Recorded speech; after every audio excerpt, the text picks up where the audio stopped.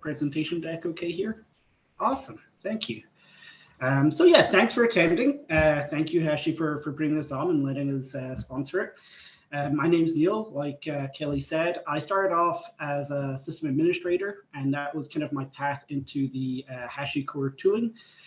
So that's my background. I'm currently the chief architect for DevOps, so I can help us come up with our opinionated stances. And HashiCorp is really pretty critical to that, especially once we get into things like automating and any kind of infrastructure as code.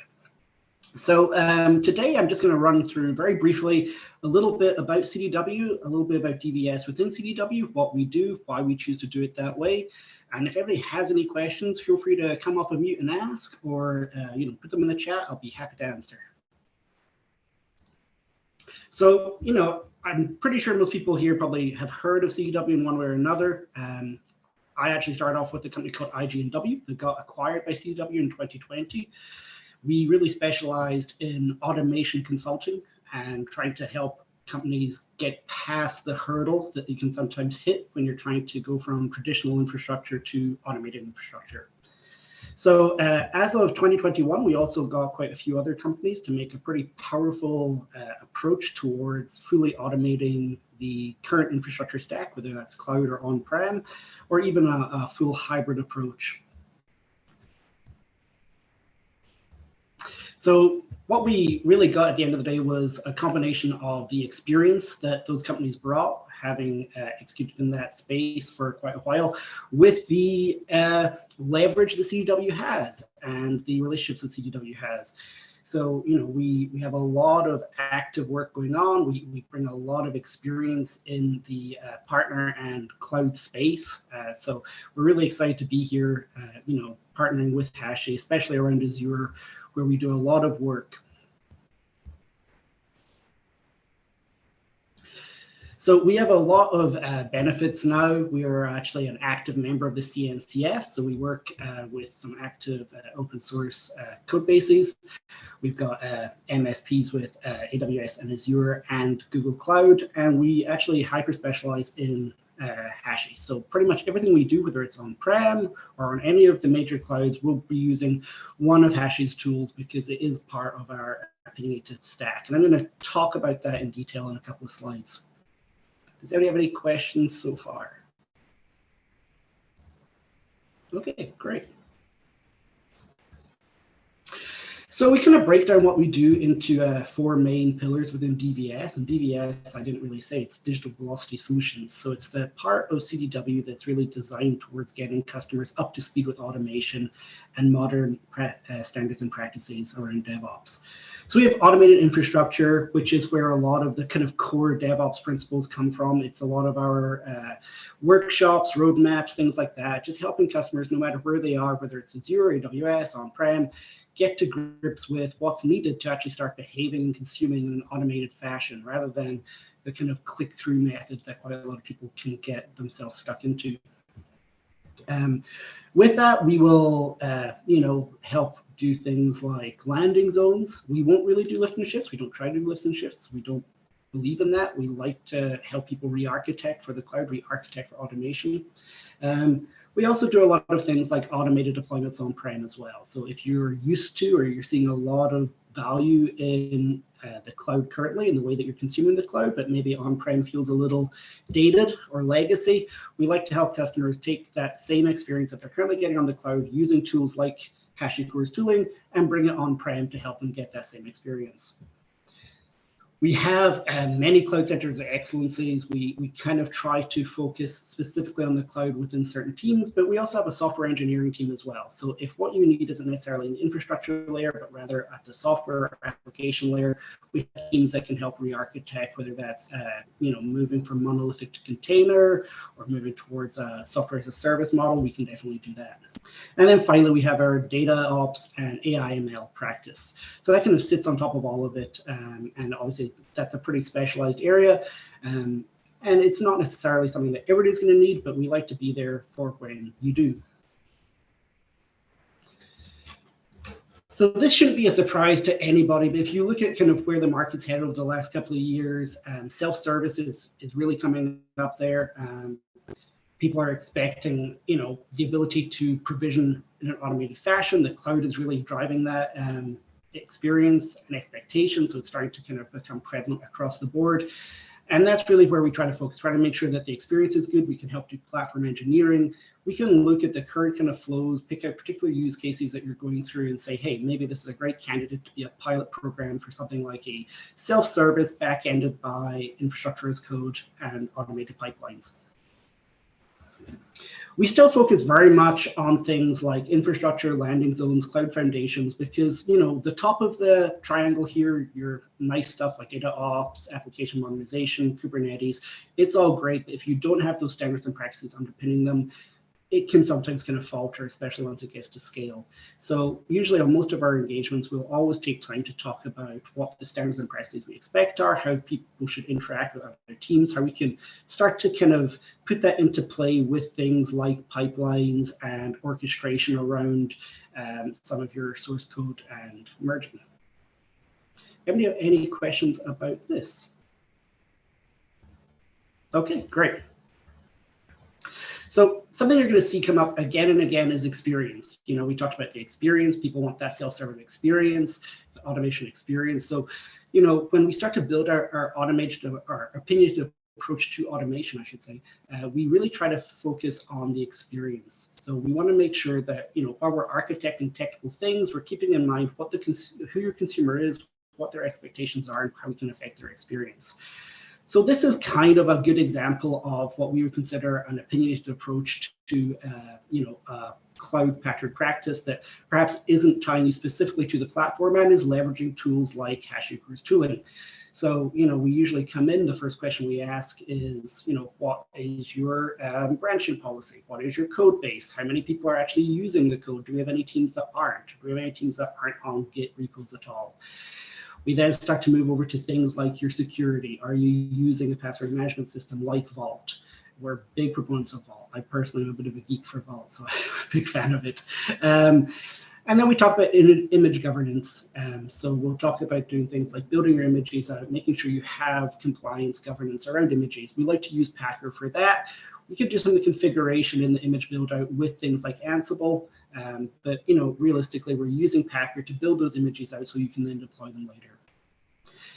For the actual deployment, we definitely favor Terraform. It's, you know, I think everybody here knows what Terraform is, given it's a Terraform discussion, but I think it's a great tool. It is so efficient at what it does, and it's also really great because you can use it in so many different environments. So it's one of those things that even if we're talking to an on-prem infrastructure team, we'll still stand behind Terraform because it is a great tool for application across the board. You know, we've got our image management, we've got our provisioning of infrastructure, the actual kind of last leg, the kind of post-deployment configuration. We often stand behind Ansible for that, usually called from within Terraform. And really that, in our opinion, should be a very small part. We want to get as much done in the image build-out phase as possible, and then any last-minute tweaks we can kind of do with Ansible. And we also are seeing more and more engagements around things like GitOps and policy as code. So like things like OPA coming into play. So if we have everything codified in an immutable fashion so that things can actually be deployed successfully, we want to make sure that we've got the governance in the pipeline to make sure that any changes that go through are what we want and that they're not causing issues to any of the security teams or compliance teams. So this is a pretty big slide. This is a lot of what we stand behind as a practice. Does anybody have any questions about this? Okay, great. You know, this really is just a little bit of what we do pitch. So if everybody does, feel free. I think my email is in the invite. Feel free to reach out. We're more than happy to talk about this in some more detail. So we talk a little bit today about Azure. So I kind of want you to focus on Azure rather than the other clouds. So the kind of things that we'll often do on Azure are we'll help you set up your landing zone. We can do some lift and shift, but we'd really rather do some lift and improve in general. So if you are considering moving some on-prem infrastructure and you want to maybe have some advice about how to re-architect it to properly leverage the tooling that's available on the cloud, you know, we'd love to chat about that. We also provide managed services on top of Azure. So if you find yourself struggling at scale with the kind of operational day-to-day, that's something that CDW can help you with. Within the advanced services, which is really where DBS kind of tries to bring a lot of value. We have a lot around things like building out ADO pipelines, moving things over to ADO, whether they're already in Git or maybe they're not even codified at all. We have a lot of work with the AKS platform. So if anybody is interested in that, please reach out. And then we have a lot on some of the other kind of minor, I wouldn't say minor, but less frequent engagements that we see. So things like security, data ops, AI ML, app development, app modernization. So the app modernization often goes hand in hand with something like a lift and improve engagement. So if you're moving apps from on-prem to the cloud, it's not just about how can we improve the infrastructure, but can we actually improve the application as well on top of that? So I'll just wrap it up really quickly. And when we talk about customer success stories, an example of this, we have a global wholesale retailer who was really struggling at scale. We decided to help them with their jewelry sales and returns section because that was a good use case for this. We built out an Azure landing platform for them that worked well with operations teams. There was some training involved, helping them skill up in the DevOps practices so they can execute in the cloud successfully. We took their original monolithic application, we changed it over to a microservice application, and we helped make sure that the mobile application development was viable on that new application as well.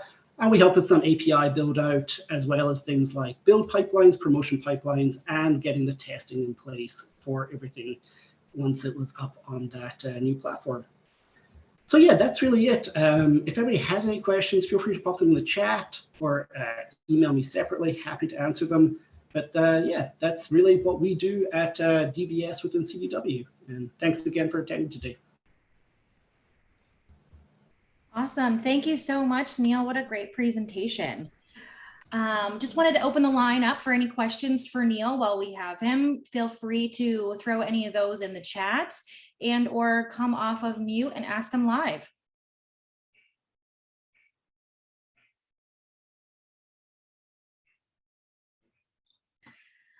All right, I am hearing a little bit of silence, so we're gonna keep on moving with the agenda today. Thank you so much for your presentation, Neil. We are now going to turn it over to our HashiCorp Senior Solutions Engineer, John Harris. John, welcome. Yeah, thank you. Can you guys see my screen okay on that side? Sure can. Awesome. So we'll go ahead and kick this piece of it off. Let me put this in slideshow mode. Give it a second to load. So this section is really going to be kind of focused on minimizing cloud waste, Terraform for cost control. My name is John Harris. I'm a senior solutions engineer. I've been with HashiCorp here about 1.5 years now. Been doing a lot of stuff with automation for several years, probably 10 years now. So we're going to get to this presentation and then we'll get to the meat of the lab content and things of that sort. So kind of set the stage about this cost control. Why is it even important, right? Why does it matter about this cost control piece? So really what it boils down to, and this is based off of a study that Gartner did back, I think in June of 2021. They found that there was $64 billion annual spend in IaaS on public cloud that was happening in the previous year, I believe it was, and 41% annual growth of public cloud. And that was an average over the major cloud providers, but that's quite a bit of year-over-year growth. And just to kind of break that down, this chart kind of walks through that. As you can see, like some of the larger providers that have been out there a longer time, like an AWS, maybe that year-over-year growth has slowed a bit, but that's because they have such a large part of the market already. And even 30% year-over-year growth is a pretty big number. And we've got AWS, Azure, Alibaba, GCP on here, and some of the ones that are kind of newer to the game, they had bigger gains. But this averaged out to 41% year-over-year growth, which is a pretty big number. And with that study, with that 64 billion that they had out there and that growth, they came up with a $17.6 billion of annual public waste. I mean, when I look at that number, I'm like, man, that's almost like a quarter of that annual spend. Or, if you look down here, 20 to 35% of that spend was attributed to this cloud waste that was happening, according to this study. And even more importantly, they just focused on two aspects of that cloud waste, which was resources that were in idle. So maybe somebody provisioned something, they forgot to deprovision it, and it was just sitting there in idle and never went away, and people were paying that cost, or over provisioned resources. That's all this was focused on. So very well could have been a larger number. And if you look at this, I mean, that's a minimum of about $5 million wasted per day. And if you just kind of take that and absorb that, like, there are a lot of companies out there that don't even have that revenue yearly. And this was just going into waste on a daily basis. So that was just to kind of set the stage of why this cost control aspect is important, right? Because even if you're not necessarily, just having control over those costs and knowing where they're going and making sure that there isn't that waste, that money can go to other things within your organization and drive other projects and be able to drive revenue and things of that sort. So how is this, being accounted for? How's the 17.6 billion of cloud waste being accounted for? We kind of broken it down here into a couple of categories. Reduced productivity. Typically what ends up happening, right, is you got people and they're kind of working in a bubble, right? And maybe there's not collaboration or reuse of code, right? And maybe they're over provisioning resources because, hey, they just can. Maybe that developer is going out there and saying, hey, I'm going to provision this resource for this application. I don't really know what it's going to need. Hey, I'm going to pick the largest instance size out there. And then now there's that idle waste, but we have no visibility into that. We don't know exactly what project that's assigned to. We don't have an idea of knowing if this was over provisioned in a succinct way without having to kind of manually go do these checks. So that's an aspect of it. Another aspect is risk. And this really boils down, we have some big buzzwords in here around governance and oversight and standardization. I like to boil this down to putting some guardrails and controls into place, right?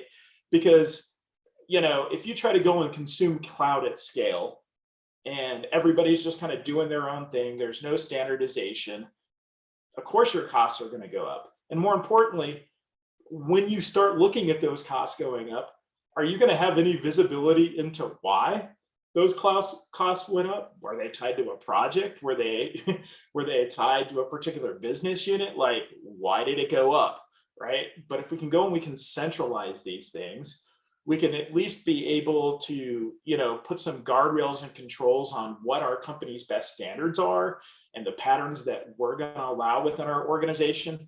And at the same time, maybe tag these resources as they're provisioned, so that we can get visibility via the native cloud tooling to say, hey, this is all based on, on this particular business unit or this project. At least we can tie it to revenue. Because, this whole reducing cloud waste, or cloud cost control, so sure, some of it's reducing that waste, but some of it's really just, hey, knowing exactly where that cost is going up. If that cost is going up, but it's helping drive revenue, who cares? But at some point, you're going to have to be able to go back to the business and justify why it's going up, right? So having that visibility makes sense, right? And then all this really ties into these unnecessary costs, right? Idle resources, over provisioning, orphan resources, like the developer who goes and provisions something and doesn't reclaim that. And just so you know, like here at HashiCorp, we do these things ourselves. We're not just sitting here telling people, hey, go do this. We use some of our own tooling to enforce that. Like I go and I provision something myself for a demo or whatnot. I'm required to say, I'm part of the SE org. This is who I am. This is what I'm provisioning. This is the TTL on it and things of that sort. And if it's not there, it's cleaned up. But without having that visibility, how do you manage those costs? So that's where a lot of this comes into play. So Terraform, specifically enterprise or cloud, can help start mitigating some of this. And some of the ways it can do that is A, driving collaboration, right? So rather than somebody sitting on their laptop, they own that code. There's no code review. There's no checks and balances on when they're provisioning this resources. like by any stretch of imagination, if you have two people's eyes on something or a team's eye on something before it gets provisioned, there's a better likelihood that that's going to be provisioned correctly, that there's not going to be mistakes, that they're not going to over provision the resource and things of that sort. And then this compliance and management aspect, yet again, that just comes down to those guardrails I was talking about. Making sure that, hey, maybe we have some cost transparency when somebody's provisioning something, so they got a general idea of what that's going to cost. Or having a mechanism in place where maybe you've got a development project and you say, okay, this is the budget for it. And if it's going to go over, maybe it needs some sort of approval, right? Tying some of that business logic to it. And all around just having security aspects of it. If you go and you provision something out there that's insecure and somebody goes and starts bit mining off your instance or something, hey, if those controls were in place and that standardization was in place, it's likely not going to happen, or there's a less likelihood of that. And then that really all just ties into this self-service infrastructure aspect of it, right? If you've laid the groundwork with collaboration and you've laid the groundwork to make sure that we have standardized patterns and we have policies in place and we have some of these guardrails in place, delivering self-service and scaling that across the organization is going to be much easier, and there'll be a much better level of accountability and the ability to see what's going on in the org and where all this is tied to from a cost perspective. So I've talked a little bit about this, but here's the slide that kind of breaks it out, right? But Terraform Cloud or Enterprise is the feature set that's going to help you get there. I mean, most customers start with open source. They're trying to adopt infrastructure as code. It tends to be like individual practitioners or a very small team leveraging it. And they're just kind of getting started, right? But then they start thinking about, how are we going to be able to easily collaborate on this code and make sure that multiple people are getting eyes on it, or teams are working together, the developers and the infrastructure teams and things of that sort? How do we move to a more of a VCS driven workflow rather than somebody just executing CLI from their desktop? How do I put some governance and controls around who has access to what projects? So developer team A versus developer team, can't impact developer team B's project and cause some sort of production outage because maybe they weren't paying attention. People are people. And then really, a lot of this aspect of the cost control really boils down to a lot of this standardization aspect that we're talking about, right? Putting those controls around security, compliance, management, business policies into the workflow so that we're checking these things prior to the infrastructure actually being provisioned.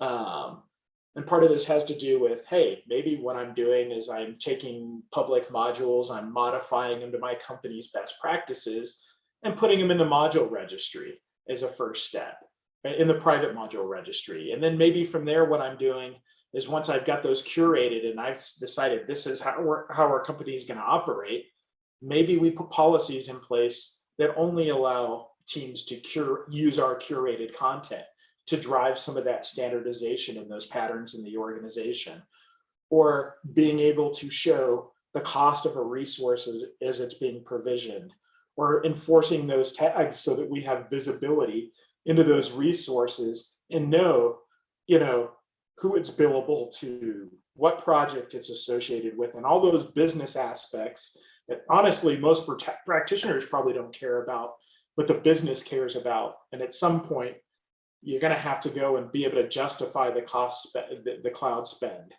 And then all that really just lays the foundation for easily being able to put in some sort of self-service model. Because if you do that without it, it's just going to be a zoo. Like everybody's just going to be doing their own thing. Those keys are going to get passed around, and who knows what's going on with those resources, who provisioned what, and things of that sort. And it's going to be a madhouse. I mean, that's what it boils down to. This is a pretty telling slide here. It talks about 400% plus ROI. Every dollar spent in Terraform saves 3 to 5. Mileage is going to vary there. Let's be realistic. It's going to really boil down to what of the features you put in place.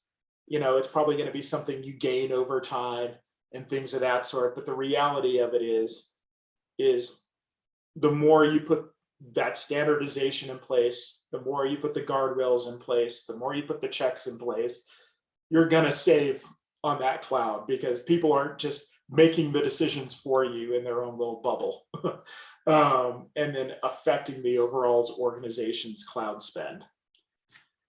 From a results standpoint, I mean, this is on the low end, right? That 20%. I mean, if you really think about that, this is a big number they got on the slide, but 10 million in cloud spend equals 2 million in cloud waste. That's a big number. Probably not every organization's number, but the reality of it is there's some ROI that can be gained there that you guys can use for other projects, to drive additional initiatives or whatever that may be within the organization. And you can reclaim some of that cost that's being wasted. And I've said it over and over again, you know, these guardrails. And when we're talking about these guardrails, we're really talking about our policy as code framework that allows you to codify those policies and have them in place and have them do that checking prior to this, you know, prior to the infrastructure actually being provisioned. So rather than having to do all this talking and stuff and everything internally, which is and tickets and ITSM and all that, which is not very DevOpsy, how about we codify it just like we do everything else and put those in line with the delivery of the code or of the infrastructure. And then this ultimately also breaks down to, once those guardrails are in place, there's going to be continued ROI because those standards are in place. And you're going to continue to save what would have ultimately been, you know, cloud waste, because people are adhering to the standards internally. Couple of quick examples, and then we'll, you know, open it up to questions, and then we'll move on to the rest of the festivities here. So unfortunately, I don't got a name here, but this is a life sciences company that we work with. They're a world leader in serving science, and they leverage Terraform Enterprise to reduce cloud waste and improve collaboration. So they had this annual number of 4.5 million of annual cloud waste. That's a big number. But they were able to find out that, you know, for their first, you know, 6 to 12 months of, you know, getting TFE onboarded and things of that sort, and actually procuring the software, you know, it was roughly going to be $1 million. Obviously, when you purchase something like TFE, which is our self-install product, along with, you know, you got to put configuration, you got to operationalize the solution. There's going to be some initial configuration. You know, you could definitely leverage a partner like CDW or something to help you with that. But really, you know, this is the number that we need. They needed 182K to kind of operationalize it. But from those savings, they were able to say, hey, we're going to reclaim some of this cost, and now we're going to allocate it to further securing our workflow. And they purchased Vault. And so that allowed them to get into a place where now, okay, now we can go and start looking at dynamic database passwords, making sure that my secrets aren't stored in places they shouldn't be, making sure that I've got dynamic credentials and keys to, say, an AWS when a process runs, or a pipeline runs, or something of that sort. And so that's one example of how one of these companies were able to get value out of leveraging Terraform Enterprise. Another example, Red Ventures. They're a digital marketing leader. They actually use our cloud platform, so our Terraform Cloud, which is basically the SaaS version of Enterprise. And they use it to launch their online comparison tools. And they needed to be able to launch these quicker, so they had quicker time to market, but they also needed to reduce operational costs. They've got 1,500 workspaces across 300 plus teams, so they are not a small organization by any means. 400,000 successful runs of code to date. That's not a small number either. 700 developers, and through this process, they were able to reduce their operating costs each month by $20,000. So that's a significant number. You know, some of that was from automating the processes. Some of that was from reclaiming some of that cloud waste. Some of that was from gaining efficiencies through reusing code and collaborating. But the fact of the matter is Terraform helped them reclaim these costs. And there's a lot of value to that, to the organization, so that they can drive in other initiatives. And then TMX, their use case was more about speed. Like, hey, you know, if you boil it down, they're their Canadian stock exchange, and it was taking them a week for development to production, right? Well, they were able to reduce that by 75%. And then along the way, also be able to drive the standardization, drive the controls and all those aspects so that they could also reduce cloud waste. So let's just boil it down. Leveraging Terraform Cloud or Enterprise, the real benefits is being able to standardize and automate your provisioning processes, but while doing that, be able to increase your productivity, reduce your risk, and reduce your cost. So that is the end of the minimizing waste presentation. Are there any questions? Hey, John, it's Jeff. Just to let you know, I'm not seeing any questions in the chat. Okay, awesome. I'm gonna stop sharing here for a second. I believe, Kelly, remind me, are we actually going into a break for a minute here? Yeah, absolutely. Let's take a quick 10-minute break, and then we'll come back, and then we will jump into the breakout sessions. So let's come back at 48 after the hour.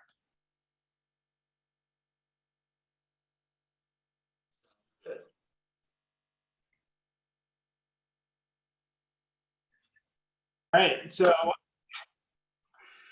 now we're going to go ahead and get into the meat of the content, guys. The way this is kind of work is it'll be some, we'll do some presentation, and we'll jump into a lab, and we'll come back and so on. You guys can see my screen okay on that side? Yep. All right, awesome. So welcome to the HashiCorp Terraform Cloud on Azure workshop.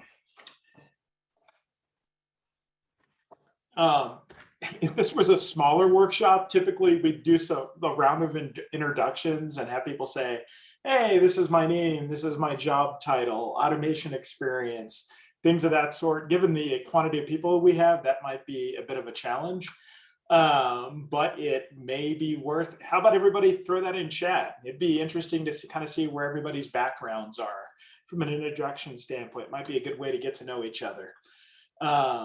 And I can throw out, my name's John Harris. I'm a senior solutions engineer here with HashiCorp. My automation experience, a lot of it started with PowerShell, and then actually a VMware product called vRealize Automation that I worked with for many years.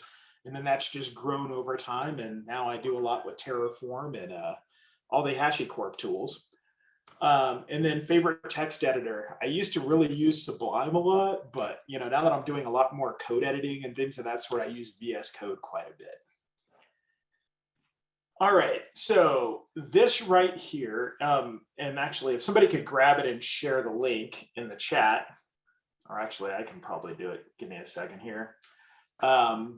Basically, this is a link to the slide deck. Sometimes people like to be able to, have their own copy they can look at. It's publicly accessible. You can follow along there. Oh, it looks like Jeff beat me there. He threw it in, but okay. Sorry, buddy. It's all good. So there's the link to the slide deck there. And without further ado, today. So this is the table of contents. And kind of the different subjects we're going to be covering today. We're going to start off with doing, talking about what does it look like to go from OSS to cloud or enterprise, do an overview of Terraform Cloud, review some basics, talk about, what is remote state, how would you configure it, things of that sort. Then we'll move into security and RBAC, so role-based access control. So that'll be like, how do I protect my sensitive variables? How do I put controls in place so that maybe the developer can't necessarily see the state, or maybe, this team can't impact another team's project or something of the sort. and we'll move into VCS, and that's version control systems and policy enforcement. So we'll talk about how do you connect it to what a VCS is. We'll do some stuff around connecting a VCS to Terraform Cloud. How does that enable collaboration? And then get into the Sentinel policy enforcement. And that's really that aspect that I was telling you about that can help with a lot of the cost control. And being able to just kind of enforce company standards and things of that sort. And then Terraform modules and API. And so we'll cover what the private module registry is, how to leverage that, and then API-driven workflows. We're not going to have enough time for the bonus lab or anything today, and then we'll have some useful links. And so that's kind of the overall flow of the agenda for today.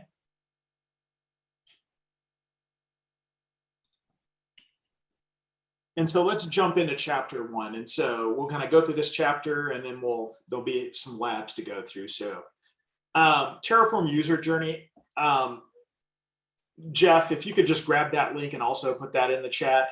I'm not going to necessarily play this video. This is a really good video by Armin Dagar, one of the founders of our company.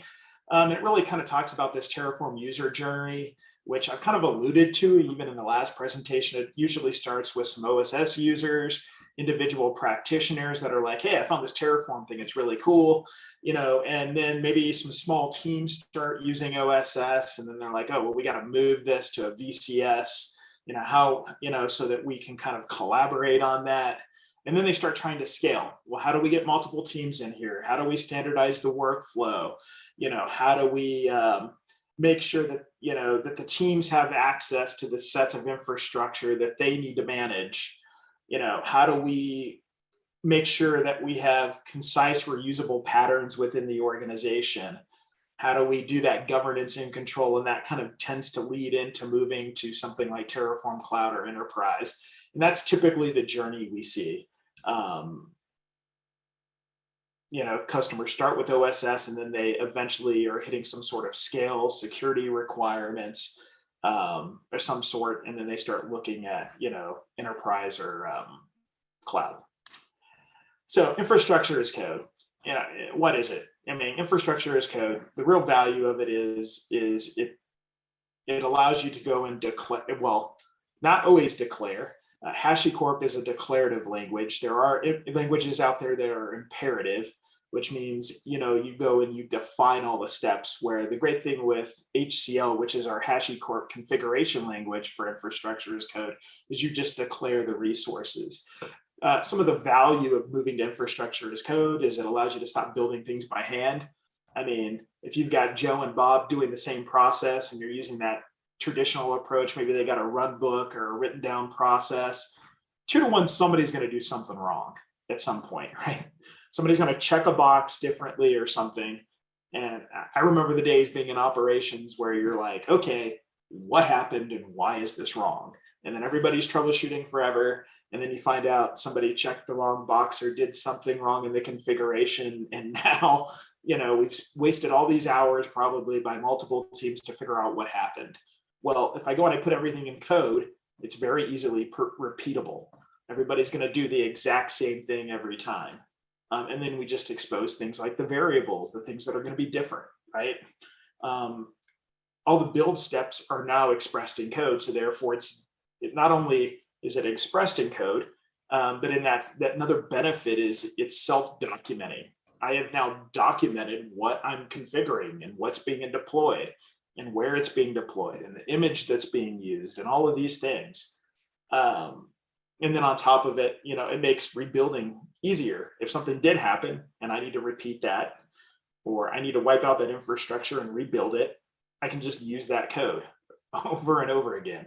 And one of the other great things about HCL or HashiCorp configuration language is that it's really easy to start consuming. Like, you don't have to have like this huge developer background. The on-ramp is pretty easy. And if you even look at this file, like, excuse me, almost anybody can look at this file and say, no, that I'm deploying a Azure virtual machine. It's going to take in some value, -now is the name. It's going to take in some variables for the location and size and things of that sort. But I could read this. Like, I don't have to be a developer to know that.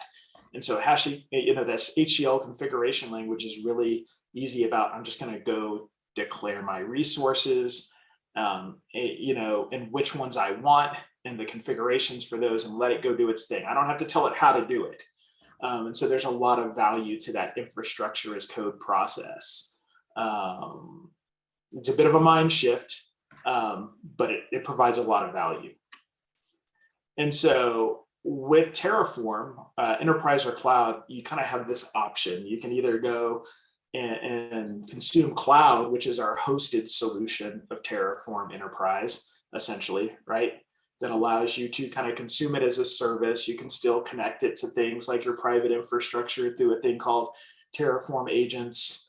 But we manage the infrastructure for you, and you worry about, okay, I need to use this to deliver infrastructure to support my apps. I don't have to necessarily support Terraform, infrastructure itself. And then we do have Terraform Enterprise, which is like a private install. You go and you deploy that either, on your cloud provider of choice or on-prem if that's your choice. And then you manage the Terraform infrastructure. And in most cases, they're very alike. There are a couple changes here and there and idiosyncrasies, really based on the fact that one's a hosted platform, and it's really around some of the admin controls and things of that sort that we just can't expose because it's a hosted platform.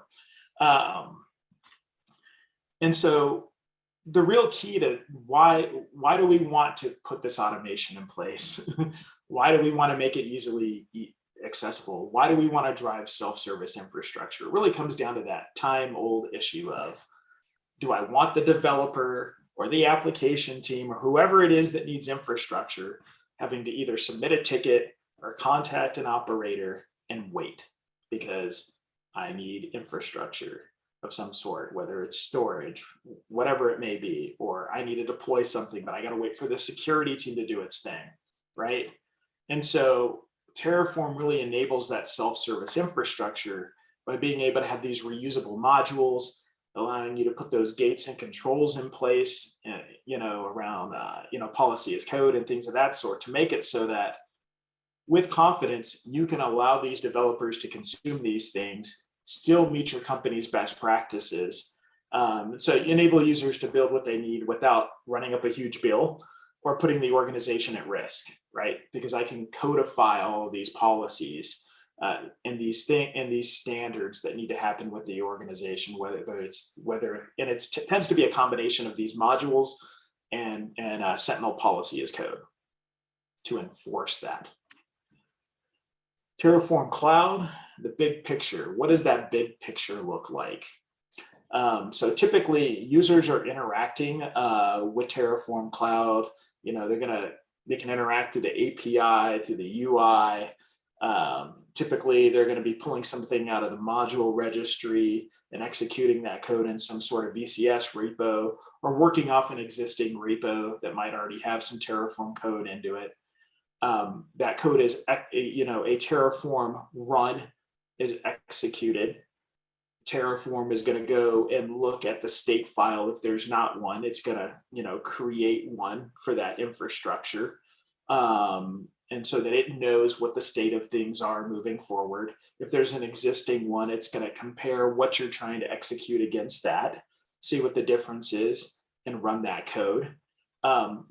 One of the differences in using something like Terraform or Cloud or Enterprise is we handle the state management. We'll talk quite a bit more about state files and state management later, but that's really, like I said, Terraform's view of what that infrastructure looks like as of today.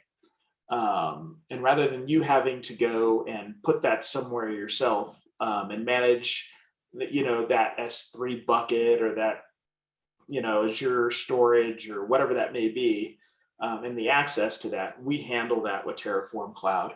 And by default, we also execute the operations of that code. So that code isn't being executed on that person's local laptop.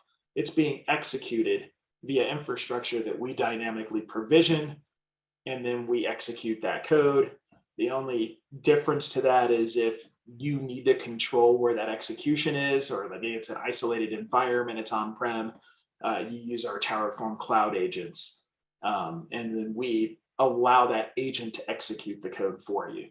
And then it will go and deploy that infrastructure across whatever platform, Kubernetes, Azure, AWS. I mean, heck, there's even, we've got providers for Okta. We can configure your Okta for you.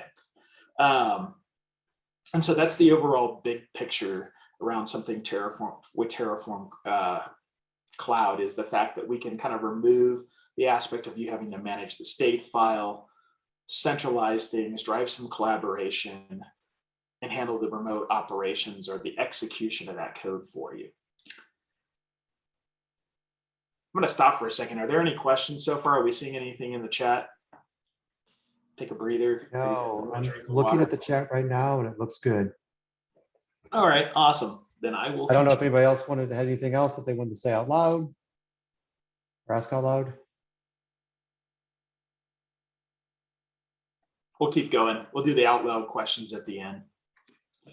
So Terraform Cloud. So Terraform Cloud or Enterprise, it's an application that provides several additional features that you would get beyond something like OSS. Some of those features are the UI integration with your version control system, so the ability to connect in your version control system through the UI, to be able to do something that we call our VCS-driven workflow, which is essentially the ability to kind of leverage your existing Git type flows or your VCS type driven flows in collaboration and drive that collaboration, but leverage Terraform Cloud as part of that. And still be able to apply things like policy and gating and all of that as part of the process. API-driven workflows. So we do have many customers that are like, I need to include this as part of a larger pipeline. So Terraform Cloud can be part of that end-to-end application delivery and things of that sort. And maybe what we're doing is our pipeline is passing that Terraform code to Terraform Cloud via the API. It's executing it, but still I'm allowed to keep my controls and my governance and all the other aspects in place as part of that flow. Central state management. So I kind of already alluded to this. So this is really about taking your state, moving it from the laptop or a self-managed remote state into Terraform Cloud, allowing it to manage it for you. It does a lot of great things around things like being able to, track the versions, being able to view the state if you have the right permissions, and all of those aspects within Terraform Cloud. And then you don't have to think about how am I going to manage my state and where is it going to be stored. The private module registry, which is the ability to curate your own modules, and a module on Terraform is really the ability to kind of basically codify a pattern that I have that I want my users to be able to consume. There's a public registry that you can pull a lot of these off, but a lot of customers want to take that code and modify it, maybe put it in their company's best practices and standards. And then you can take that module and you can abstract out the variables that you want to present to teams and really make it so maybe the developer really doesn't have to worry about the infrastructure and they're just putting in some values that you need to make this infrastructure unique, maybe like a name, maybe like tags or something of that sort. And then out pops the infrastructure, and it allows you to standardize those patterns. Private module registry allows me to have those modules that I've built for my organization, in this registry that's only accessible by my organization, and then drive that standardization. Sentinel policy enforcement. So this is really the ability to put policies in place and enforce them, whether it's thou shall not breach this cost, or somebody's not going to provision a S3 bucket that's public, things of that sort. Single sign-on. So most companies, as they scale this and they want to provide it to other individuals in the organization, are likely going to want to tie this to some sort of IDP for authentication, something like an Okta, Azure Active Directory or something of that sort, so they can leverage those existing groups and users and leverage that as the authentication mechanism. So Terraform Cloud does provide that as an authentication mechanism into the solution, and enterprise does too. All of these apply to enterprise. Secure API credentials. So being able to, go through and secure any of those credentials that you might typically maybe put in variables through environment variables and make sure that they're secured. And so that's kind of from a feature standpoint there. So Terraform Cloud or enterprise, there's kind of a couple of different flavors. Like there actually is a free version of Terraform Cloud that you could actually go get started with today. It doesn't have all the features around governance and teams and policy as code and things of that sort, but it does provide things like remote state management for free. It does allow you to do up to 2 concurrent runs at once and things of that sort, and allow you to familiarize yourself with the platform if this is something you're looking at prior to maybe moving to the business tier. The business tier provides all of that same stuff that you would get in the base tier of Terraform Cloud, but then it gets more of the features that are going to allow you to have those larger teams, to be able to do things like single sign-on, be able to have things like audit logging. Security does care about that. They do want to know the who, when, where, what, why of things. The ability to deploy to on-prem resources or isolated environments, that's those agents, and things like policy as code.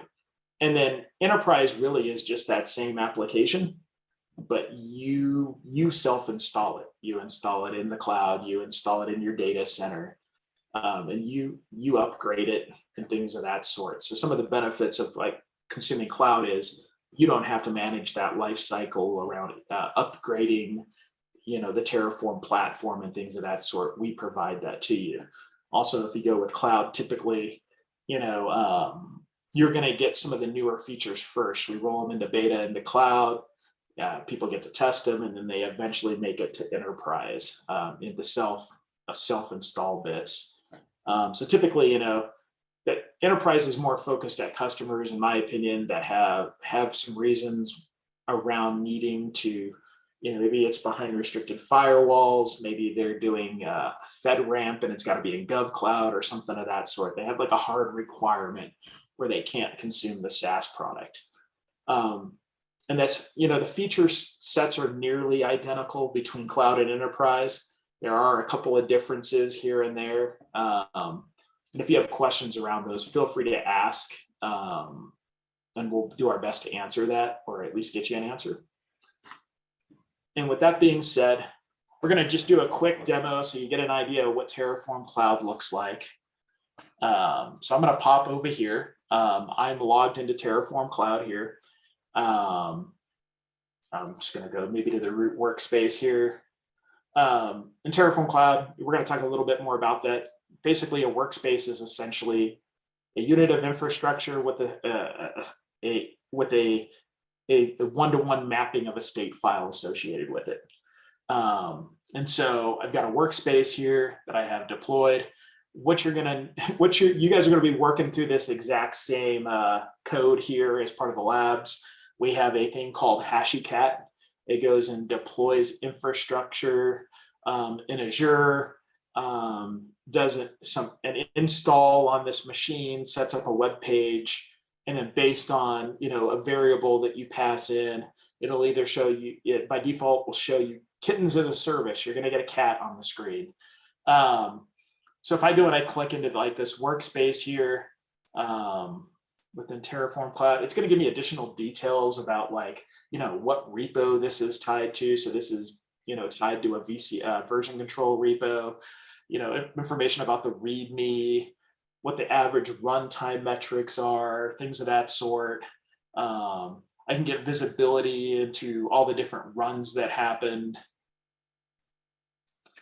Were they triggered via the UI? Were they triggered more via like a pull request and a changed to a file and things of that sort?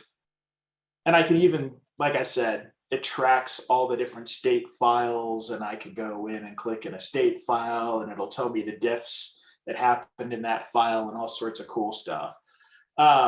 So let's just I don't want to belabor the fact here. First thing I'm going to do is I'm just going to trigger a deployment here. I'm going to do it from the UI.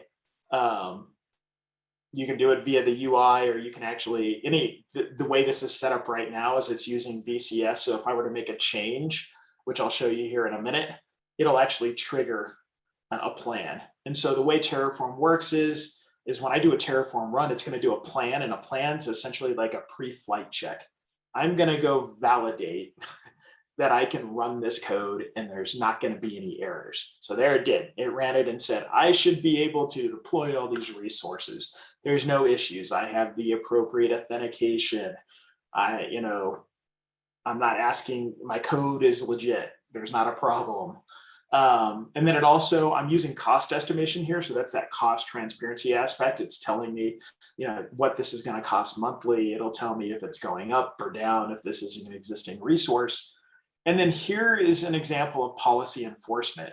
And what you'll see here is it hit a Sentinel policy, and go figure, we were talking about leveraging tags for, cost control and transparency and things of that sort. And it's basically telling me that there were some mandatory tags that were required for billable and department. And those basically weren't there. So we're not allowing this deployment to happen. Now, I'm going to go do what I normally wouldn't do. Normally, I'd probably create a branch of this. I would edit the branch. I'd do a pull request for the sake of time so we can move forward. I'm actually going to edit the main TF here, but I'm going to edit this file. And if I scroll down here, what you'll notice here is, for sake of ease for the demo, I basically commented out the tagging, right? And this is basically saying within the code that basically for this particular resource, var prefix meow, which if I scroll up just a little bit here, you'll notice is my Azure virtual machine. I need to make sure I'm going to put these tags on here. I'm going to do department is DevOps team, billable is true. So I'm going to go and I am going to go ahead and commit those changes to the branch. And because this is set up via VCS driven workflow and it's VCS backed, what you'll notice is it automatically triggers another plan, right? And while that's provisioning, just to give you a sense here, you actually can have this auto apply or do a manual apply. So if you have some sort of requirement where you want somebody to go in, review it before that apply actually happens, you could do that. So it would do a plan and then it would pause until somebody allowed the apply to move. In this case, I have it set to do an auto apply. It's doing this run. Let's go ahead and click into here. What you'll notice here is it's done the plan.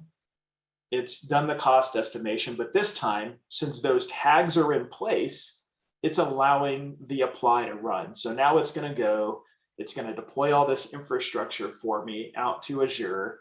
And it's kind of cool too, because like if you're using the CLI, typically you're just going to get this log output of all the different resources. And what you'll notice here is in the UI, we have a thing called the structured output. And it breaks those down into very easy things. Like I know that this is an Azure Network Interface Security Group Association, right? And then I can get the details on that right here. Or I know that I'm deploying an Azure virtual machine right here. And it's creating, but this makes it much easier to parse when there's an error, when you have that structured output, rather than just having to parse in the CLI, that big output that you get when something fails with, say, OSS. So let's give it just a minute here. We have 2 more resources that are being applied. And what's going to happen here is at the end, I also have an output, and it's going to basically give me a URL to a website that's hosting my kittens as a service. And we're going to go hit that URL, validate that it deployed kittens as a service. And then after that, what we're going to do is we're going to show how I can easily make a change. In this case, I'm going to make a change more to these variables. So these are inputs that I'm passing in. And what you'll notice is things like my security key or my client secret, are sensitive and write only, which means nobody can view that. And actually Terraform Cloud actually in the background is actually encrypting this via Vault. And it's actually using our transform engine. to basically encrypt it, the data in the background. So it's going and it's doing that. So let's see. Oh, actually, so demo preps, demo's gone wrong. I had actually already added a change to my variable file. So we'll flip it. You're going to get a dog on this first run. Then we'll flip it and you'll get a cat. But it's taking this variable dogplace.net, inputting it into the file, and we're actually going to get dogs as a service on this first run. So this has actually been completed. I'm going to scroll down here. I'm going to go to outputs.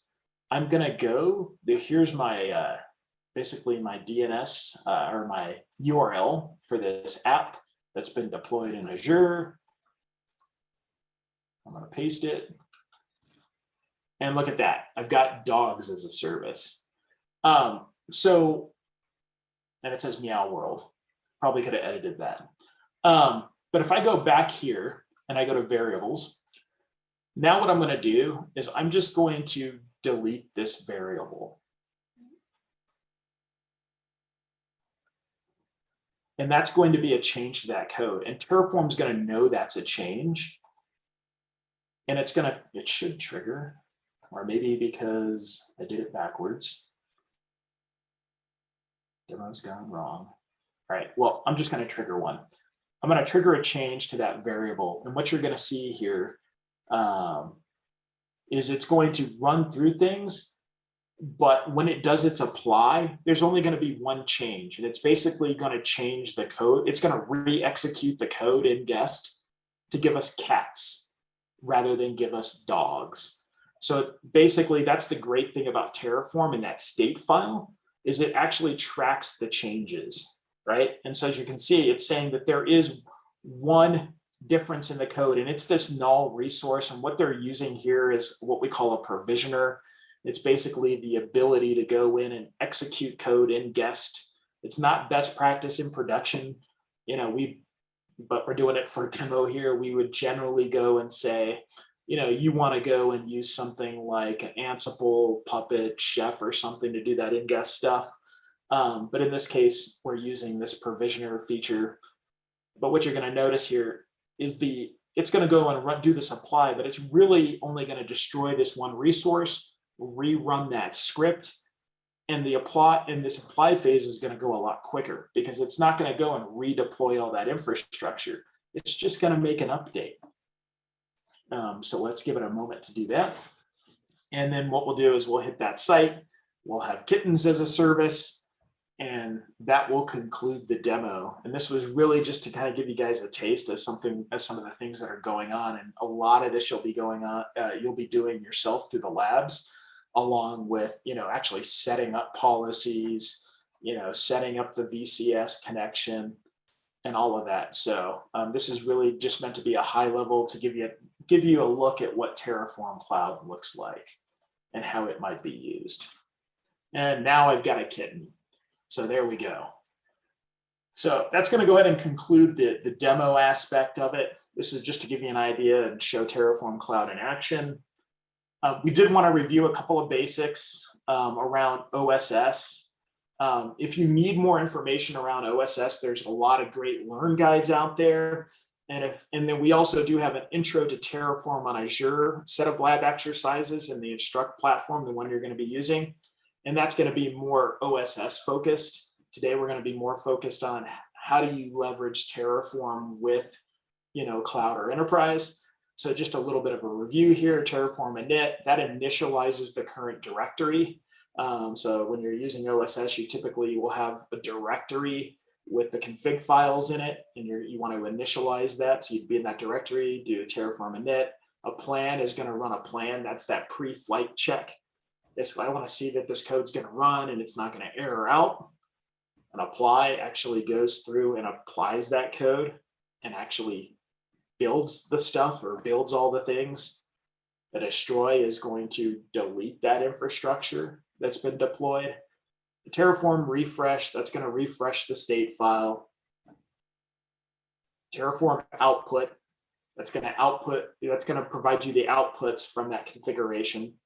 Kind of like what we saw in the UI In Terraform Cloud, it just provides it. Here, I might run Terraform outputs after I have in a directory to get those outputs back from the CLI. So it's kind of nice that in the UI, like we have it configured that way and it shows it cleanly there. And then Terraform Graph. So Terraform has this ability that when we're provisioning infrastructure, it kind of knows all the different dependencies of the resources. You know, like it knows that I need to deploy a virtual machine before I configure a NIC or something of that sort. And so this graph is actually a graphical version of those dependencies and those resources that are configured from that particular state file in that apply. So that was just a bit of a refresh on that aspect. Terraform workspaces are a bit different in Terraform Cloud, and the big difference is, you know, when you're running it locally, you have that state file locally. It can be managed across a couple of different environments and things of that sort, where in Terraform Cloud, the workspaces are kind of a one-to-one mapping, right? Like you have, this is my infrastructure I want to deploy, here's a state file. And the value to that is that allows us to be able to put things like RBAC in place, where I can say, these people have access to this workspace that's associated with this state file. Can they read the state file? Can they look at the versioning? Can they edit it? And things of that sort. And so that really allows us to kind of have that RBAC model and have more of a team approach to the consumption of things, you know, where the workspaces that you have in OSS and in the CLI, when you're kind of have it locally, that's more targeted at like individual practitioners. Terraform organizations. So in Terraform Cloud, basically an organization is kind of like the highest administrative boundary that you have available in Terraform Cloud. You know, and you know, when you go and you make somebody an admin in an organization, that gives them the ability to kind of go in and, you know, create workspaces, set up policies, you know, maybe put stuff in the private module registry, and there's kind of different sets of permissions you can give there. I will note that, you know, in Terraform Cloud, when you buy it, you know, you're typically buying an org, and then that, you know, you get all the features within that given org.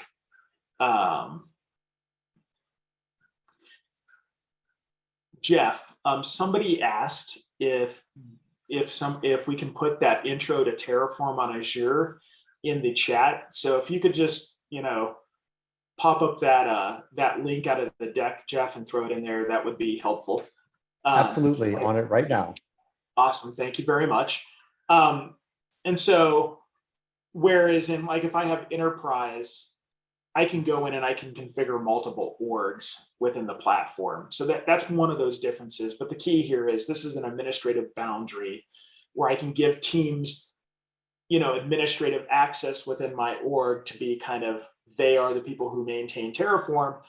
And then from there, with these teams, which are basically groups of users, whether it's like developers, managers, you know, SRE teams, admins, security teams, I can give them access at the organization level or even down to the given level. And so this gives me a lot of flexibility in being able to scale Terraform, but make sure people aren't stepping on each other from a consumption standpoint, and standardize that workflow.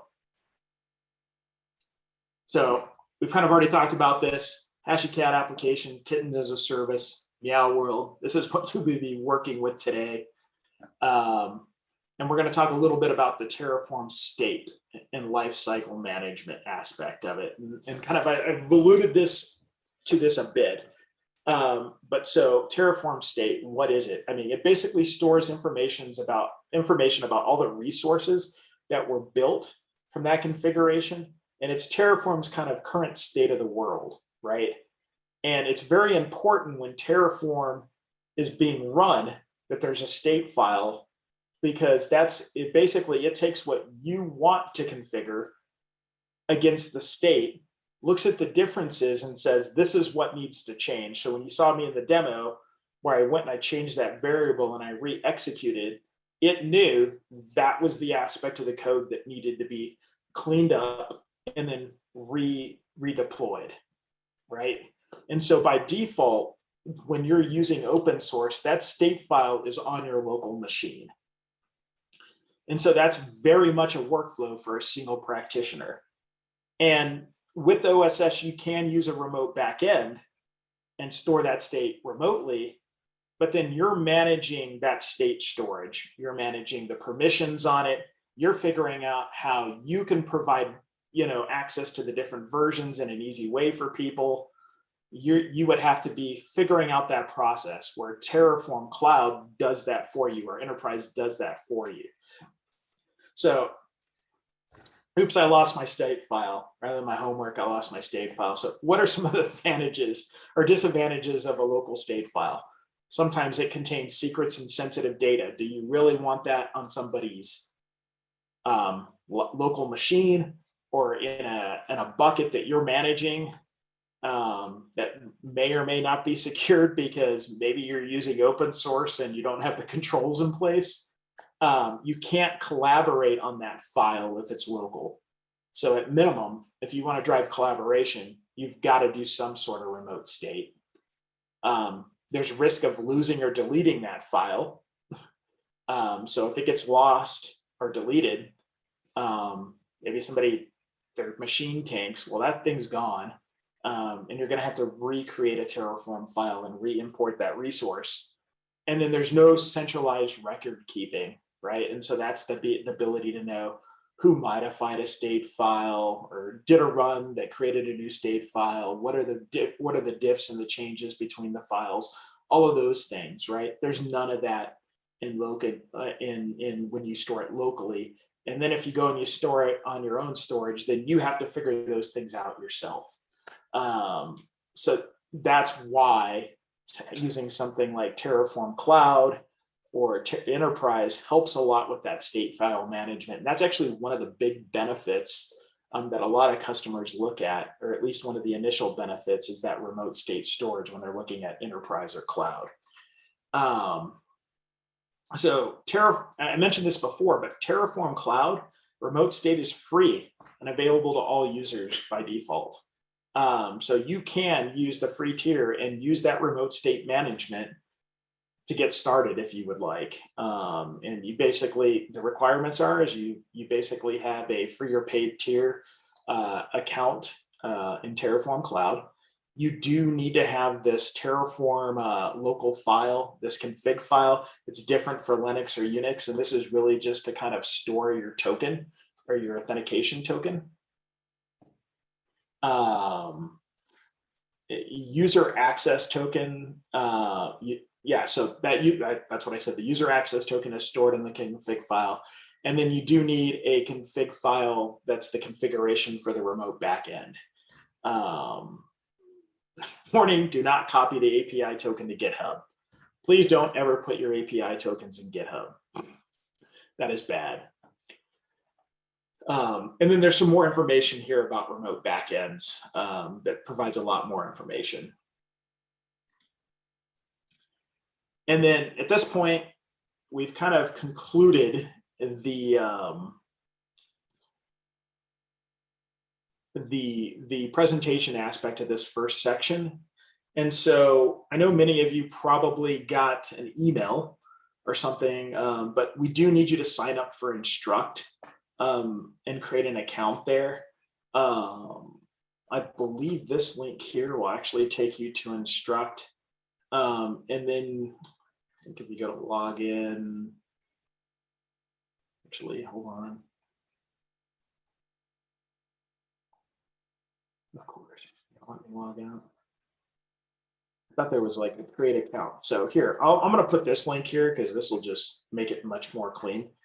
Go to this page, create an account, make sure the account that you create, hold on, it did not copy correctly. Bear with me.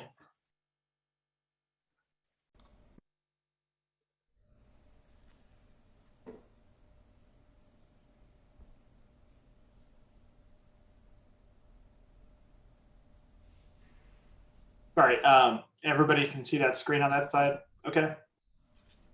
You're all set, yeah. All right, awesome.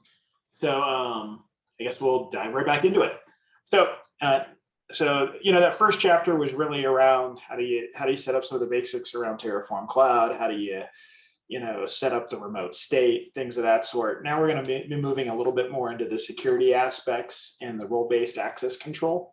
So let's move into that section and discuss those topics. So one of the key things that you get with Terraform Cloud is the ability for a place to put your secure variables. So on any given workspace, generally, if you're deploying to a cloud provider, you need to provide it some keys and some API credentials or things of that sort. And you don't necessarily want those exposed. This is an example. Did you know thousands of API and cryptographic keys are leaked on GitHub every day?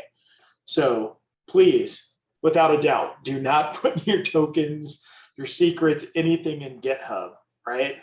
But basically, GitHub ran this project back in 2019 to scan tokens, and they found a bunch of them. And if you read this thing there, I think the effort from GitHub's token scanning project should be applauded, but they are only effective once a leak has already occurred. The problem that also is likely not isolated to GitHub. So basically the key is there are people out there that scan and look for these things, right? And if you have a repo that's public or somebody gets access to that repo and you have your tokens or your keys in there, you don't want to be that guy where somebody's taking that and, spinning up all sorts of resources, doing, Bitcoin mining or something on your account. So the fact of the matter is we need ways to be able to secure these secrets and these tokens and things of that sort. So they're in a secure place, we can leverage them and we can use them to be able to deploy to our given cloud provider or whatnot. So protecting sensitive variables. Those sensitive variables can be anything from cloud API keys, passwords, SSH private keys, SSL certificates, really any sensitive text or data. We still got to use those. They need to be inputs into our code, but how do we secure them as we're deploying infrastructure via Terraform? And so where are your API keys today? Terraform requires credentials in order to communicate to a cloud API. I already said that they should never be in GitHub. They shouldn't be directly in your code, because then obviously they're in the repo. They shouldn't be sitting in config files, static in a config file.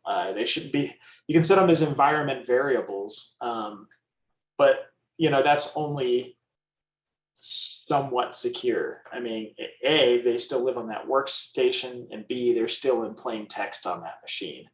And so how do we go and we be able to leverage these API keys, secrets, and tokens, but at the same time make sure that we need them to provision to cloud, but they're secured? And so with Terraform Cloud, we do have a way to do this via environment variables or even regular variables and setting them to sensitive.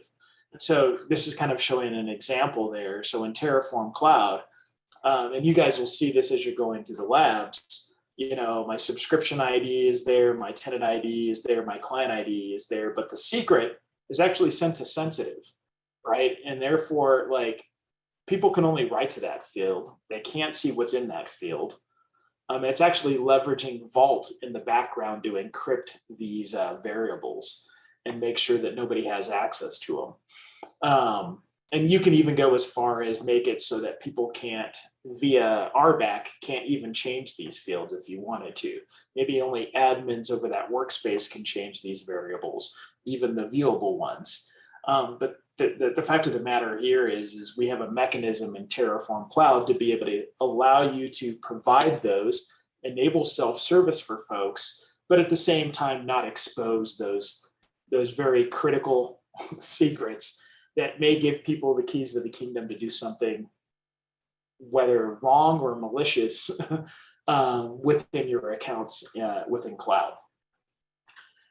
And so that's one of the key aspects, is these secured variables. Another aspect is teams. And this is really that role-based access control that I've been talking a lot about and alluding to through a lot of the discussion today.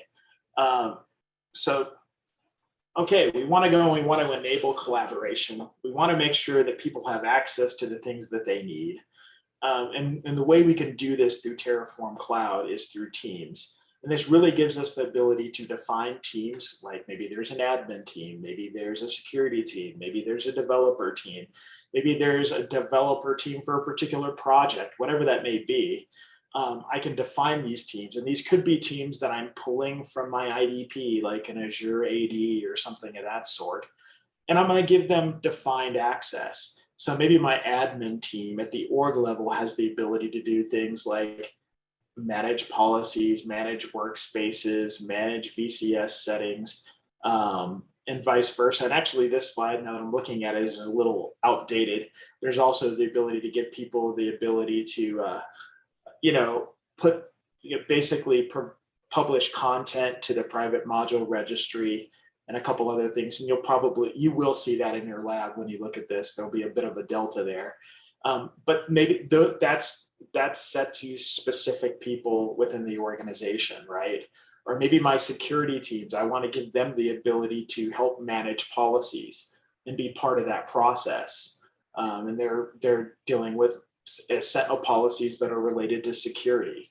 And then you have the same ability to put these teams and permissions at the workspace level. Who can write to that workspace? Who can read to that workspace? And you can get pretty granular with that. And even from a visibility standpoint, like, can people see, is this team visible to the organization or is it not? Maybe you want the security team doesn't want to necessarily be visible or something. You can do that. But this is really going to give you that ability to scale Terraform within your organization, be able to match it, be able to create roles within your organization, make sure people stay within their roles, and allow you to scale this across teams and across the organization.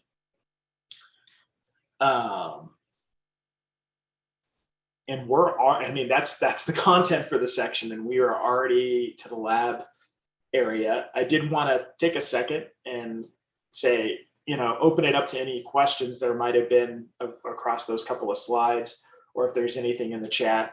And then if not, we will head off to doing more things with Terraform Cloud.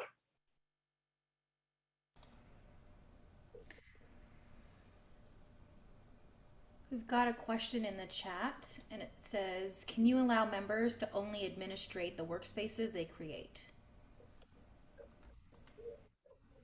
You can allow members to have write access and a lot of ability to their given workspaces. There is not necessarily the ability to allow them to create workspaces today, unless they're an admin over the whole org. But yes, you can give them the ability where they can administer and do all those administrative type settings on the given workspaces that they manage, yes. Yes, so today only admins can create workspaces. That is correct. There is a feature request in to maybe modify that a bit, but that is the case today.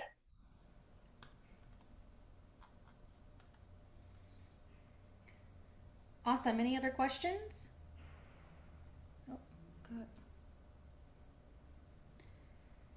All right, I'm going to go ahead and stop the recording and send you all into your breakouts for this next section. All right, recording in progress.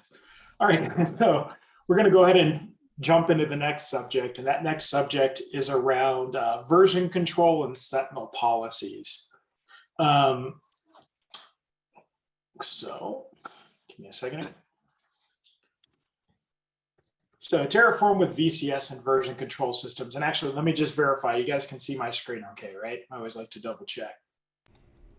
You're all set. All right, awesome.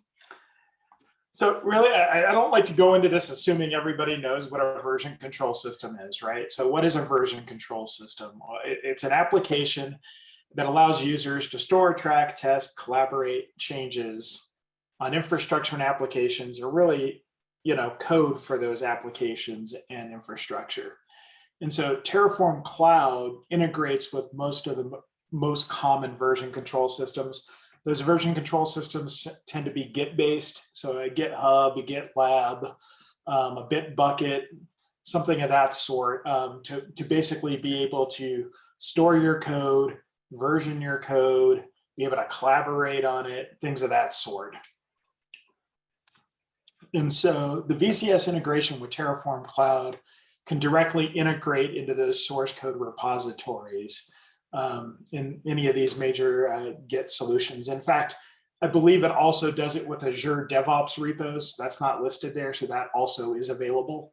And this allows you to kind of build these simple DevOps flows where you can go and you can do things like code review, you can do testing, you can do approvals, which really enables collaboration. And this simplifies things for a lot of users, especially when they're kind of new to this approach. Maybe you've got infrastructure teams, but you've also got the application teams or the developers that are more used to that Git type flow. It gives us another layer where, you know, there's if they can integrate, they can work in that persona, right? And the cool thing about it is like from a Git flow standpoint, right? Like basically Terraform Cloud looks at that given repo and looks for when a change is checked in. And when that merge happens, it basically triggers a Terraform run. And, you know, so, and if they're using more of kind of like, hey, I'm going to go and I'm going to build a branch, right? And I'm going to do a pull request. It'll actually, Terraform Cloud will actually, you know, launch you. Say you're going and you're doing your editing of code and you go in VCS and you make a change and you do a pull request and all of that. If you go into your given VCS, it's going to go through and it's going to kind of do like a check essentially. And it's going to validate that there's no issues with that code on that pull request doing a thing that we call it's going to do a speculative plan. And the speculative plan is like a pre-flight check, right? That it's basically a plan that it's going to run without automatically doing an apply. And you can turn that on or off. But the cool thing about that is if I go and I say do a pull request or something, it'll go and it'll trigger that. I can go and see natively in, you know, the Git UI in that pull request, it run the checks. I can look at the plan, speculative plan, validate all my code ran, do some code reviews, then do my merge, and then it'll actually do a run with a full plan and a full apply. So it's a really cool flow to allow kind of to enable that GitOps type of flow for customers. And that's a very typical consumption model that we have. And then, you know, they talk about approvals here. You could have it so that it requires some sort of approval, or if they breach some sort of security policy, somebody's got to do a code review or approve that thing moving forward and things of that sort. So, you know, I probably jumped the gun here a little bit, but it enables that collaboration across the teams. And that's one of those just key pivotal things in those shifts that happen when you start adopting DevOps, right? Is changing from a model where these teams are kind of sitting in their silos and infrastructure and DevOps are just kind of throwing things over the fence to now we have a common platform that we're leveraging where we can do those code reviews, we can validate things as they're moving through. The developers aren't creating things in silos. The infrastructure teams can provide their guidance, and we're working as a team, right? And each team can contribute and they can consume Terraform code according to their needs. And then typically we move into this model where we got like a producer versus a consumer model. And I'm getting a little bit ahead here, but I think it's worth talking about where, you know, we have people that are just kind of consuming modules and consuming workspaces and doing that through that Git flow to kind of execute infrastructure deployments. We have some teams that are producing these modules in the private module registry for people to consume, and that all can be leveraged along with VCS to make sure that we have the appropriate controls in place. You know, we're versioning everything. We know who did what, when, where, why. And so it just provides a lot of value to the organization to be able to enable that type of flow and enable that collaboration. automated test pipelines. So I was a little ahead of myself here, but this is an example with Circle CI, but it's going through and it's doing some tests. And some of the native tests, like I said, that it'll do when it's integrated with, say, a GitHub or a GitLab, is it'll run those speculative plans and those tests just out of the box to validate that, that code is going to execute correctly, right? But it allows you to leverage some of those, that automated testing as part of your pull request, and leverage those additional features that are part of your overall VCS system. So there's a lot of value to that. More untracked changes. Who loves untracked changes? Who loves somebody going and updating the code? Or even that guy who goes and does the pull request and then approves his own pull request and does the merge. So in the fact of the matter is, this allows you to kind of know of every infrastructure change. It's recorded, it's tracked in Git logs, and you know exactly who made the change, what the change was, who approved it, the when and the why, all of that around that change. And that's really critical, because being able to have those things and and be able to track things will enable the organization to move faster in a sense, right? Because then we can do these quick changes and do them, in a more on a normal basis, and roll those very quickly, with the reassurance that A, we were tracking these versions, B, if something happens, we can quickly roll back because everything's been, version controlled. And if there's ever an issue, we can easily troubleshoot, right? Because we have the code there. We can look at the two different versions and see what the change was. We can see why it was made. So there's a lot of value to that aspect of it. And it just adds on this whole additional layer of collaboration, auditability, and things of that sort. And so that's kind of the VCS aspect of it. And then when we start moving into Sentinel, so Sentinel policy enforcement. So Sentinel is our policy as code framework, essentially, right? And it allows us to write policies and then also be able to what we call, enforce those policies. And it's actually executed after the plan, before the run. So the great thing about that is you can catch these things that violate policies within your organization prior to that code actually being released and that infrastructure being instantiated. And then you can choose to, like, hey, I just need to flag this from a security standpoint, and I need to make sure it's logged and there's an advisory message. Or maybe I want to require an approval if this happens. And a perfect example of that is that example I talked about way in the beginning when we were talking about controlling cloud costs. Well, maybe you have a budget for a particular development project, and that's tied to a particular workspace. Well, I can set that budget and then have it, if it breaches that budget, that it needs some sort of an approval, right? Or if somebody's going to do some one-off configuration, it requires an approval. Or I can do an enforcement level that just says, hey, thou shalt not do this. If this happens, it's going to be blocked. And that's what you guys saw in the demo.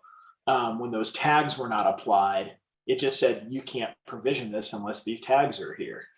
So it allows you to kind of bake a lot of that policy, whether it's operational policy, whether it's a security-based policy, whether it's just standardization within your organization in a codified way, and make it part of the actual provisioning process.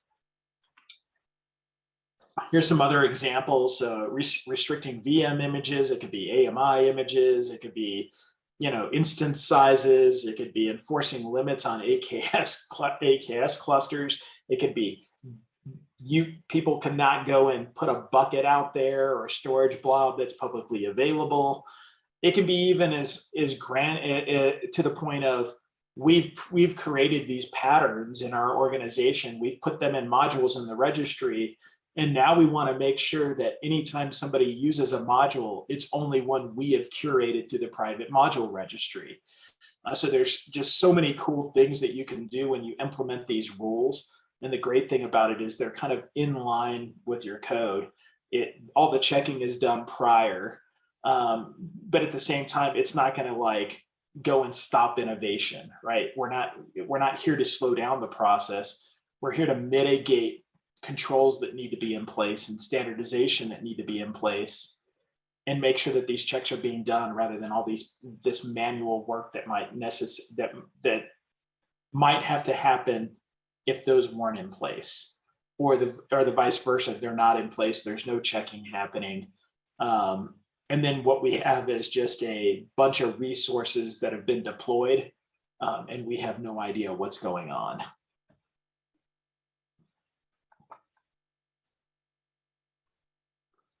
And so I jumped a little bit ahead here, but this is where I was talking about where the enforcement levels, and these are kind of set within your policy. And so they can be like advisory, like, I just want to warn that this issue is there to the user before I trigger, before I do an apply. And I want them to know that it's breaching a policy. And then the soft mandatory is going to block it, but then maybe somebody can go in and override that and approve it. And then the hard mandatory is like, you're just not going to do this. We're not going to allow it. It doesn't make sense. It's going to put us at risk in one way or another.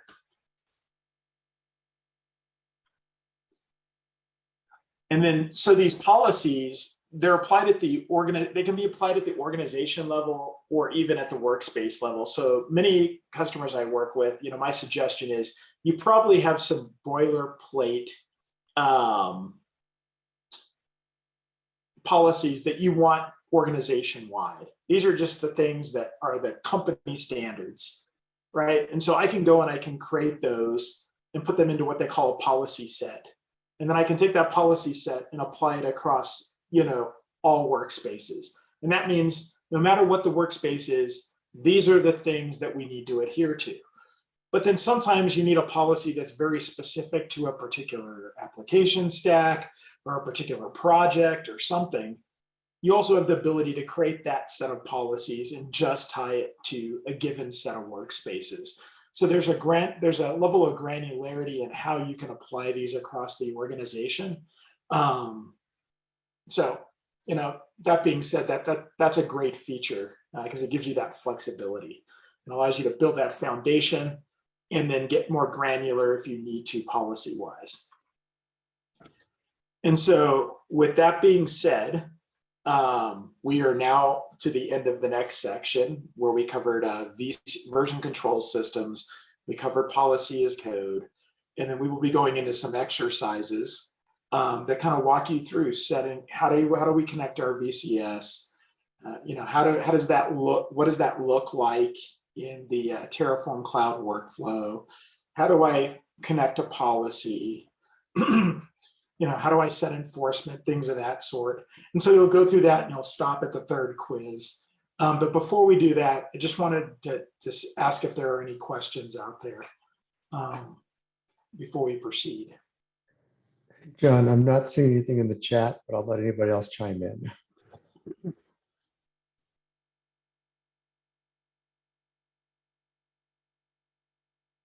Okay, it's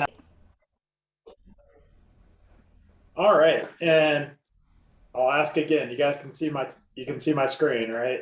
You're all set. Awesome. All right, so let's jump into chapter 4. This is going to be the last chapter, last set of labs that we'll be covering today. And this is going to be covering modules and API automation. So first we're going to cover the module aspects of it, which is, reusable infrastructure as code. So for those that are new to Terraform and Terraform modules, so modules are just essentially reusable chunks of Terraform code that hide a lot of the complexity from users. These are the types of things you might want to be able to leverage with your developers, right? And you go and you build a module, and then that module has a couple of variables that they set that are maybe relative to their infrastructure, but they don't necessarily need to know instance sizes and all the plumbing and all of that. They put in the things that are unique for that particular build. They pipe in those variables, it goes and it grabs that module, inputs it in and runs that code. And so this is really, and the one here, you know, it's creating a standard VPC configuration with only 8 variables. So the value there is you're abstracting some of that complexity and the things that, you know, the people who are consuming it may not even be concerned with, and making it easier for them to be able to consume it. And so these modules you know, they're available to, you can go and pick these up out of the public registry. There's a ton of examples to get started. So how are Terraform modules configured? In 3 easy steps. You write the Terraform code, you configure the inputs and outputs, you store the Terraform code somewhere on your workstation so you can access it. You reference the modules by file path or source URL. I mean, that all sounds really easy, but how do you do that at scale? You know, and within an organization, how do you make it so that these are self-service so people can go and grab these and reuse them? You know, how do you do that when you're managing dozens or hundreds of these modules, and then all the different versions associated with them? And so that's where the private module registry comes into play. It's really the ability to go in and take this reusable modules that are probably common patterns within your organization. And a lot of people will even take some of the stuff from the public registry, pull it down, create a repo, you know, and then maybe they go and they modify that and it has some of their best practice standards. Or maybe they're in a FedRAMP environment and they don't have access to the internet to be able to leverage these modules. They can go and they can put these in the registry, right? In this private registry. And it just really makes it an easy way to be able to, you know, store these, version them, and distribute them to your organization. And you even have control over what versions you're going to expose to users and things of that sort of the modules. And then it also, like many things, Terraform leverages your VCS, your version control system. So those still sit in your version control system. And then we pull that data in and make it available through the UI so people can go, they can browse to a given set of a given module. They'll give them, you know, here's the snippet of code you need, here's the variables you need, and things of that sort, you know, right within the Terraform UI. And so that's where the private module registry plays into these things. And then the Terraform Cloud API, I made everything. So one great thing about most HashiCorp products, or really all of our products, is that we definitely take an approach of where we're very much API CLI driven first, and then there's a UI that kind of comes, right? And so the great thing about that is we expose that API, and let me take a step back. An API is an application programming interface. I suspect most people on the phone know that, but I want to level set there. And APIs are really the ability to kind of present all these applications in a default language across the internet. And that's where how many of the things that pin the internet together are talking is via API. According to Akamai research, 83% of internet traffic is made up of API calls that are in JSON or XML format. This is kind of an example of, you know, using a curl command here to be able to hit a particular API, you know, provide an ID, and then that, or hit that API and then get a return back with some information there. And so the Terraform Cloud API, how it works. You know, applications and tools can authenticate to that API. JSON payloads determine which knobs and buttons to push. And then the JSON payloads are submitted to different API endpoints depending on what you're doing. Most programming languages are available out there, have helper libraries for working with APIs. And so this is kind of like, if you've got a larger pipeline, one of the ways you can include Terraform Cloud into that larger pipeline and that larger application delivery is through our Terraform API-driven workflow. And that's going to be basically that other tool or that pipeline can reach in via the API and provide like the Terraform configuration so that that can be triggered and things of that sort. And then you can do a lot of things through that API. You can create workspaces, you can configure almost anything through that API in Terraform Cloud. Now, you can, for some of that management stuff, I am going to add in a tidbit there. Like they use an example, I think, of creating a workspace. This is definitely one way to do it. And maybe it's because of that API driven workflow. But if you're doing it more because I just want to be able to programmatically manage my Terraform Cloud, opposed to it's part of like a larger pipeline or something like that. There are some other tools that you can use for that. We actually have a Terraform provider for Terraform Cloud and TFE, and you can use Terraform to manage Terraform there, which is kind of a very cool concept. So with that being said, that's kind of how that Terraform Cloud API works. And then here's some of the use cases. I got to talk to some of these. Continuous integration pipelines, connect to workflow management systems. So maybe I have an external system that needs to be able to connect to Terraform Cloud, external systems that need to query Terraform for maybe state data, for inventory or something of that sort. Self-service portal for Terraform, with Terraform in the back end. Like I have some customers that maybe haven't necessarily, they're still kind of in an older model of consumption. And maybe they need some other sort of tool to front end Terraform for that self-service aspect, but they also want to be able to be leveraging Terraform code. They want to be in a place where they can in the future more and more pivot towards infrastructure as code. And so maybe they've got some sort of portal on the front end that's making it very easy from a GUI standpoint to consume that. That's another way to use that API.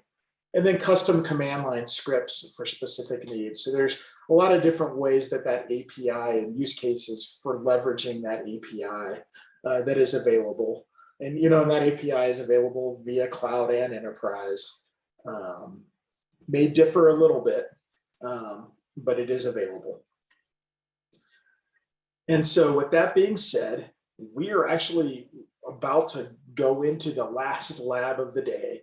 That lab's going to walk through like the private module registry. How do you connect it? How do you leverage that module registry to be able to enable self-service infrastructure? How do you work with the API within Terraform Cloud for automation? And so you would continue the exercises where you left off, stop after the 4th quiz. But before we go into that, I always would like to leave a little space for any questions. Does anybody have any questions before we do that?